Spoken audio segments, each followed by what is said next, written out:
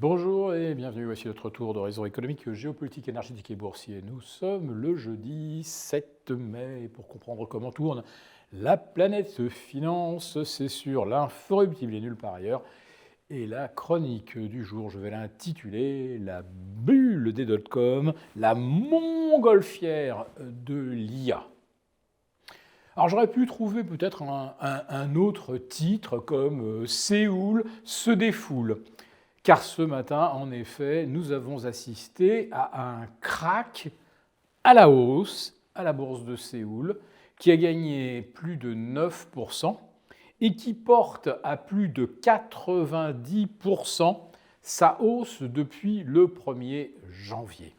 Mais surtout depuis le 30 mars, la bourse de Séoul progresse à un rythme de plus de 15% par semaine, autrement dit plus de 3% par séance. Mais aujourd'hui, on a triplé la mise avec une envolée de plus 9%. Crack à la hausse également à Tokyo ce matin. Alors c'est vrai, Tokyo était en congé pendant 3 jours. À Tokyo, on commence à s'inquiéter des pénuries de kérosène, de carburant, d'acide sulfurique, de beaucoup de composants de base. L'économie japonaise va probablement connaître un coup de frein brutal. Même chose pour la Corée du Sud, qui commence à avoir des pénuries pratiquement dans tous les domaines qui sont dépendants des approvisionnements en pétrole et ses dérivés. Mais les bourses explosent littéralement. Oui, à Tokyo, 6% de hausse, c'est un crack haussier. Et pour retrouver des écarts comparables, il faut remonter à des périodes où le Nikkei avait perdu 35, 40, 50%, oui, après des corrections moyen terme brutales, on a pu assister à des rebonds de 6-7%. Là, c'est sur un sommet historique. En fait, on était déjà sur un sommet historique vendredi dernier et on a inscrit un nouveau record absolu à 63 000 points. On venait de 60 000 points en fin de semaine dernière. C'est une véritable furia haussière sur les valeurs liées à l'IA et bien sûr toutes les entreprises qui produisent des semi-conducteurs. C'est ce qui drive évidemment la bourse de Séoul. Mais ce qu'il faut bien noter, c'est que la progression des valeurs IA, déjà stratosphériques en 2025, avait largement devancé la hausse des résultats. Alors, hausse de résultats magnifique. On est sur une base de plus 20% attendue en 2026, mais les cours, eux, ont triplé, quadruplé, quintuplé. Alors oui, magnifique, des bénéfices en hausse de 20%, mais regardez la progression de ces valeurs. On est sur une expansion des multiples qui est absolument vertigineuse. Et même si vous avez des Intel, des AMD qui révisent à la hausse leurs objectifs pour 2026, on vient de doubler de valeur depuis le 30 mars dernier. Autrement dit, ce n'est pas seulement les plus 20% qu'on anticipe pour 2026 qui justifient ces cracks à la hausse, c'est que l'on actualise ces hausses de bénéfices jusqu'en 2030.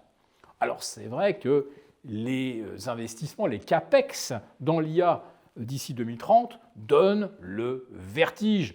On sera probablement à 750 milliards en 2026, peut-être 1000 milliards en 2027, pourquoi pas 1300 milliards en 2028.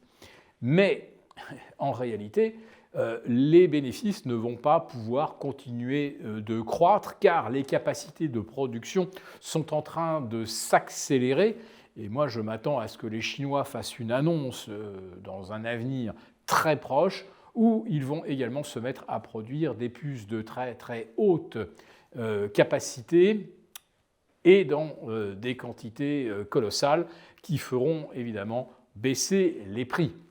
Or, aujourd'hui, on calcule des marges on est au-delà de 60%, et en imaginant que ces marges vont être encore améliorées au cours des prochaines années, alors qu'en réalité, tous les secteurs technologiques vont devenir de plus en plus concurrentiels. Mais bon, cette fois-ci, c'est différent, bien sûr. La bulle de l'IA, c'est une nouvelle révolution comme l'a fait l'électricité, sauf qu'il y a un siècle et demi, quand on a commencé à électrifier, eh bien, certes, on n'avait plus besoin de cocher pour conduire des fiacres dans Paris, mais il a bien fallu embaucher des conducteurs de rames de métro, des gens pour construire des automobiles. Bref, la fameuse destruction créatrice fonctionnait. Cette fois-ci, alors que le secteur de l'IA affiche maintenant 50% de hausse depuis le 1er janvier, et je le rappelle, donc 66% de hausse pour l'indice SOX depuis le 30 mars, eh bien le secteur de la technologie, de tout ce qui est lié à l'IA, est celui qui licencie le plus massivement. Il y a 10 jours, je vous parlais de 81 400 licenciements annoncés par les géants de la tech. On a franchi la barre des 100 000 au milieu de cette semaine, si vous faites l'addition de tous les plans de licenciement qui sont aujourd'hui connus. Et on nous explique que si les géants liés à l'IA licencient, c'est parce que justement l'IA permet des gains de productivité. Et ces gains de productivité vont pouvoir être étendus à tous les autres secteurs d'activité.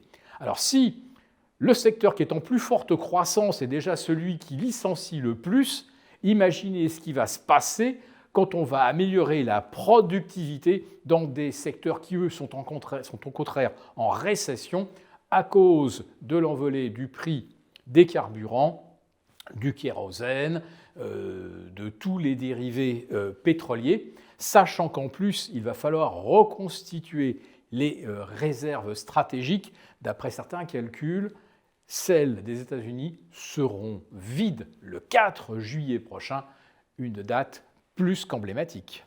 Pour vous remercier de votre fidélité, nous vous invitons à télécharger gratuitement notre rapport spécial qui contient notre solution pour préserver votre épargne face à la montée des tensions géopolitiques et qui pourrait même déboucher sur une nouvelle guerre mondiale. Il vous suffit de cliquer sur le lien en description pour l'obtenir gratuitement. Merci beaucoup d'avoir regardé cette vidéo. N'hésitez pas à réagir dans les commentaires ou à liker et partager cette vidéo si le contenu vous a plu. Et pour ne rater aucune de nos prochaines émissions, vous pouvez vous abonner à notre chaîne et activer les notifications. Et pour plus de contenu, n'oubliez pas que le dernier rapport rédigé par nos experts est accessible en cliquant sur le lien de description. On se retrouve tout de suite dans les commentaires et je vous dis à très bientôt pour une prochaine vidéo.